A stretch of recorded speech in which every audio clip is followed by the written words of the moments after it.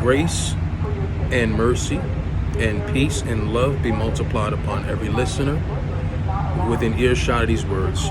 May my words be from above, and may they be the love from God they should be for you. May you receive it as such. There's no great expounding today. There's no keenly wise words today. There's just words of great simplicity and great love from the Father.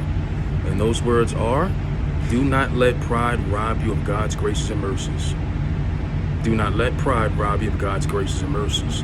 I was sitting here pondering specifically how many times I've heard us brush off good words of advice and pride and hide under the moniker that, hey, only God's my judge, leave me alone. Not wise.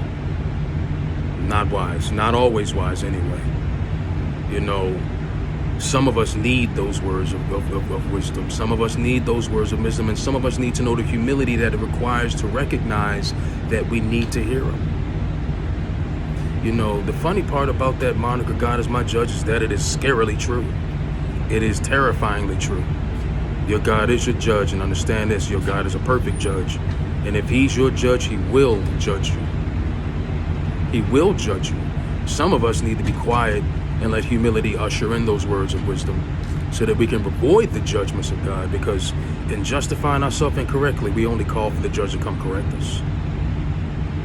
And we know that if we're in pride, the correction is being shamed to be lowered. Whereas if we're in humility, and in that humility we take what we need, it elevates us. It elevates us to where we need to be in accordance to God's will. And there is no greater message, there is no greater words of wisdom to receive to elevate you than those that were called to elevate you from death unto life in the words of the glad tidings of the coming of his Son. Because in the coming of his Son, in the receiving of his Son, you receive all that you lack. And when the judge comes to judge you, you shall be justified. But let humility usher that in. Let humility remind you that you ain't got it all together. Let humility remind you that you lack. And let humility remind you that your God is a father and you're a child to him, and he seeks to give you what you lack. He seeks to feed you what you hunger for.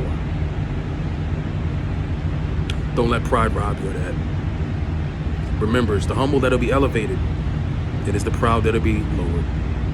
Don't let your pride rob you. God seeks to give you more than you expect. Don't let your pride rob you of your inheritance. And I've said, God loves you. His Son is the proof. I love you. His Son is the substance. Grace and peace. Shalom Waha.